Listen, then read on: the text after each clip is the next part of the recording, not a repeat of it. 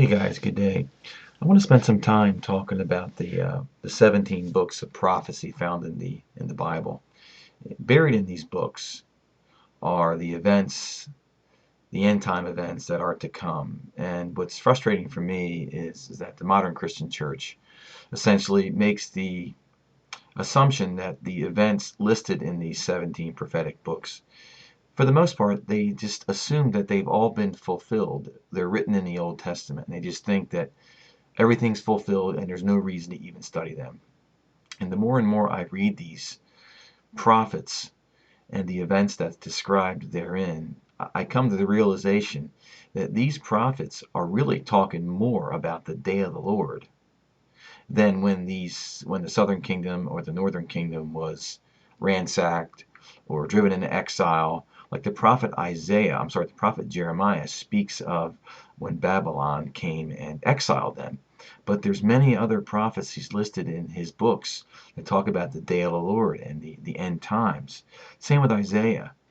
Daniel, there's dual sets of prophecies. There's a near-term and a far-term fulfillment.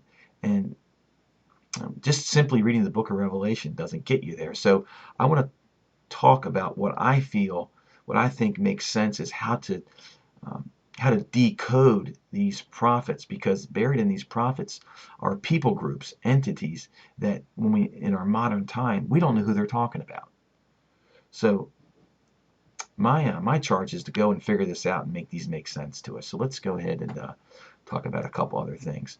We've always known all along that Christians and Jews, there's a bond there that we know. We know that we worship the same God, but our Jewish brethren they're just not quite there on Jesus and the Messiah. So the Christians feel the Messiah has already come once. That would be Jesus at his first coming.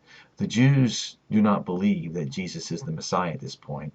They're waiting for the Messiah to come the first time. But there still is this solid bond between Christians and Jews. No one's going to deny that. So, and for Christians, we know that there will be a day where Christians and Jews will be reunited as one flock. We know that in our heart. We know that when Jesus returns, Jews and Christians will be united. So with that baseline understanding that we already know to be true, let's look a little further. We also know that for whatever reason, the United States of America and Israel, there is a bond, the same type of bond that exists between Christians and Jews. The United States of America is, well, at least it was, not maybe now, was the strongest Christian nation to ever exist, and has been blessed more than any other nation on the planet with money, with blessings, all sorts of things. I spoke about that in 2 videos ago. You could go look it out about where I say the USA in Bible prophecy identified. Check that out, and you can see how that you can identify the USA in the end time prophets. So I put together a study document to help us understand this, what I want to get through here. And I want to talk about this. So the question is, who is the house of Israel during the time of the Old Testament prophets? Okay, so there's 17 prophetic books in the Old Testament. And when these books were written, okay, the prophets wrote with this baseline assumption. The prophets wrote, by the way, the prophets wrote between 810 BC and 397. So basically 800 to 400 BC. Okay? And we know that King David and King Solomon ruled over a united kingdom, the kingdom of Israel, the whole house of Israel, all 12 tribes. And then 930 BC, Rehoboam, Solomon's son, was attempting to tax the northern kingdom, the northern 10 tribes. So they split and they formed 2 independent nations, the southern kingdom of Judah, the northern kingdom of Israel. So when the Old Testament prophets were written, they wrote during the time of these dual kingdoms. So in these prophetic writings, when they refer to Israel, they're referring to the northern king. When they refer to Samaria, they're referring to the capital of the northern kingdom of Israel. And the chief tribe of the northern kingdom of Israel is Ephraim. And when these Old Testament prophets say Judah, they're referring to the southern kingdom of Judah, with Jerusalem as the capital, and the chief tribe is Judah. It was Judah and Benjamin, and then the 10 northern tribes up here. So that was the setting for when the Old Testament prophets wrote their books. So when they refer to people groups like Israel, or the house of Israel, or Samaria, that's who they're referring to. Now we also know that the Old Testament prophets wrote about the day of the Lord, which did not happen during this time. The day of the Lord hasn't happened yet. The day of the Lord's probably going to happen in the next, I don't know, few years, next year, whenever. I'm not setting a date, but all the prophecies about the day of the Lord, these Old Testament prophets used these people group names and these names in their prophets, in their prophecies. We know that the northern kingdom of Israel went away. Let me just show you this quick figure here. I'll go over that in a second. So these are the prophets that are written here. Jonah, Joel, Amos. You can see when they were written. So they were written between 810 and 400 BC. These were the prophets of the northern kingdom of Israel. These guys prophesied to Israel, not the Jews, to Israel. See, the Jews are down here. These are the Israelites. There's a difference. These prophets here, Nahum, Zephaniah, Habakkuk, Jeremiah, they prophesied to Judah. See, their prophecies are later because Judah was exiled and conquered by Babylon in around 600 BC. The northern kingdom of Israel, they were ransacked and driven out by Assyria, and the Assyrian was the king of Assyria, and he was the one that ransacked them and overcame them, and they dispersed and they went up into Western Europe, and we'll talk about that in a minute. And that all happened around 722 BC. That's when their prophets stopped. So the question is, when the Old Testament prophets make a reference to the house of Israel, who are they referring to? Okay, so I just went over this here. I said the northern kingdom of Israel, including the 10 northern tribes.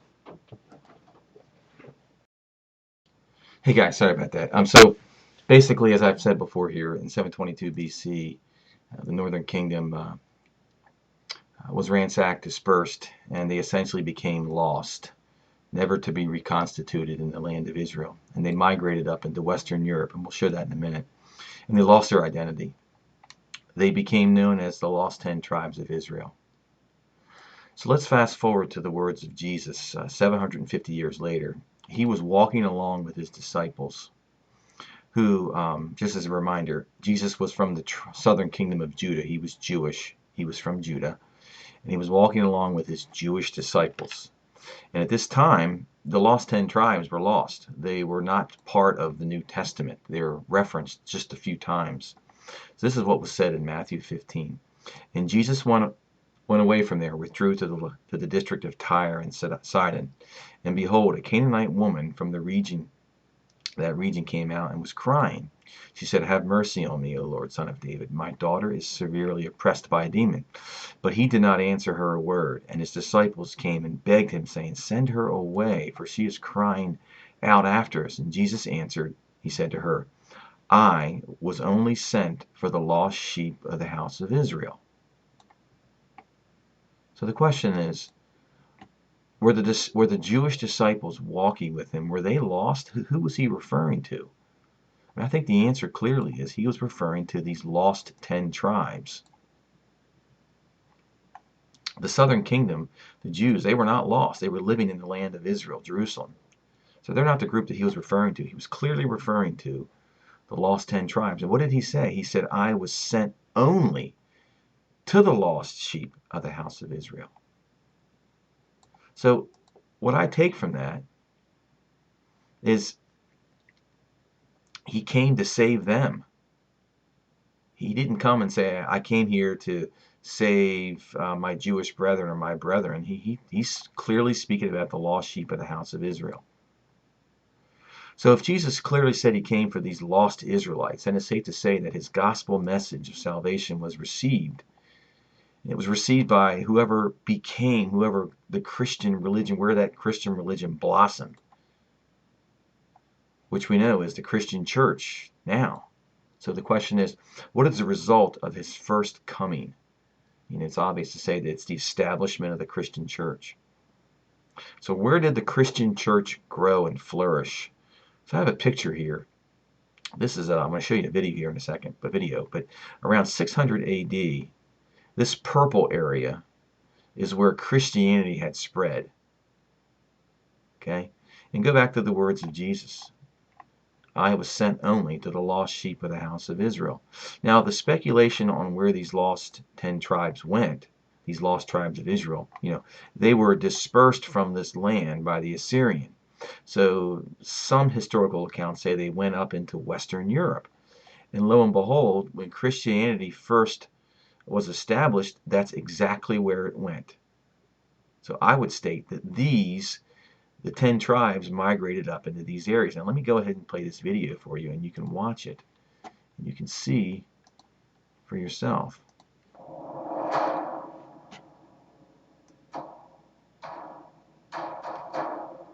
You can see it's here, starting in Israel. Look where it goes.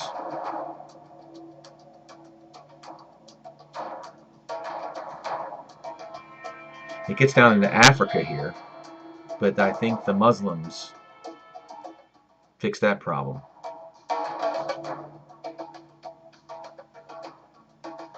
It's up in the UK and Ireland and Scotland. You see now it's leaving Africa. But bottom line is, here we are at almost 1000 AD, and look where look where the lost sheep of the house of Israel that Jesus came to save, look where it is. It's in Western Europe. These are the Christian nations. So I'm just putting together clues. I'm not making any absolute statements of fact. I'm just looking at the context clues of what happened in history and saying the lost sheep of the house of Israel went up into Western Europe. And that's where the Christianity began. Okay. So I'm going to make the statement and say, based on this information, since Jesus himself said, I came only for the lost sheep of the house of Israel, notice I'll emphasize the house of Israel, that then the house of Israel is the Christian church. The lost have been found. So let's look at it from another perspective. Let's take more scripture and prove this point. So that's only one data point. I only used one set of verses, from Jesus, Matthew 15. Let's take 2 or 3 more. Okay. So in John chapter 10, Jesus is again, he's with his Jewish brethren of the house of Judah, right? And Jesus says this. He says, I am the good shepherd. I know my own, and my own know me. Just as the Father knows me, and I know the Father, I lay down my life for the sheep. Here it is. And I have other sheep not of the house of Judah. I have other sheep, another fold, that is part of another fold, that is not of this fold, of this house. And I must bring them also, that they might listen to my voice. So there will be one flock and one shepherd. So the question is, who are these other sheep? I would say it's the lost sheep he was referring to. It's the Christians. They're not of this fold. They're not of this house. This meaning the house of Judah, who he's speaking to. And that he must bring them with him. So if you jump to Revelation 19, who's riding with Jesus on the white horses behind him? That's who he must bring with him, as he says. He's referring to his second coming. So there's another flock, not of this house. So the conclusion is there's 2 flocks. And one of them is the house of Judah, we know. That's the Jews. So let's continue with more scripture. So if you go to Jeremiah chapter 3 of the Old Testament, this is where Jeremiah is prophesying about a future time. And how do we know it's about a future time? Well, what does he say? He says, the presence of the Lord in Jerusalem, on his throne. Now, when Jesus came the first time, he was not sitting on his throne. So look at what it says. And at that time, Jerusalem shall be called the throne of the Lord. Obviously, it's not now. There's no throne in Jerusalem with Jesus sitting on it. There will be at his second coming. And all the nations shall gather to it, to the presence of the Lord in Jerusalem. And they shall no more stubbornly follow their own evil heart. In those days, in the future, not yet fulfilled, in those days, the house of Judah shall join the house of Israel. And they together shall come from the land of the north, to the land that I gave their fathers for a heritage, which is the land of Israel. So there it is, guys. It doesn't get any more clear than that. The house of Judah are the Jews. We know who that is. There's no question who that is. But the house of Israel is joining them. So when I started this video out, I made a reference to Christians and Jews. We know in our heart that one day when the Lord returns, Christians and Jews are going to be united under one shepherd. And that's exactly what Jeremiah says. And what does Jeremiah call that other flock that Jesus is referring to? I have another flock, not of this fold. It's the house of Israel. The house of Israel are the Christians. Now, I've just shown here in 10 minutes how I've been able to prove that from Scripture and from history. So if I was to walk up to a Jew today on the street corner and say, hey, who are the house of Israel? Would you believe the house of Israel are actually the Christians? What would they say to you? They'd think you're a heretic. You couldn't find one pastor now probably on the planet if you said, hey, are the house of Israel the Christians? They look at you like you're crazy. But that's what Scripture and history shows. The house of Israel are the Christians in the modern era. This is in the future days. God is going to join the house of Judah with the house of Israel. Let's go to another data point. Okay, Ezekiel 37. Okay, this is the two-stick prophecy. And the word of the Lord came to me, Son of man. I think this is speaking to Jesus. Son of man, Jesus, take a stick and write on it for Judah. That's his own clan. And the people of Israel, notice that, associated with him. People of Israel. Okay. Take another stick and write on it for Joseph, which is the stick of Ephraim. For some reason, this second stick is the stick of Ephraim. We know who Ephraim is. And all of the house of Israel associated with him. House of Israel. This says people. This says house. Take a stick. Let's go backwards. Take a stick and write on it for the modern nation of Judah, modern nation of Israel, Bibi Netanyahu's nation, and the Jews that are there. Take another stick and put on it the stick of the USA and all the Christians associated with him. And join that stick into one. So there's one stick that's in the hand of the Lord. One. In those days I will take the house of Judah and the house of Israel, and I will combine them. So join them. Here it is. Ezekiel 30, same thing.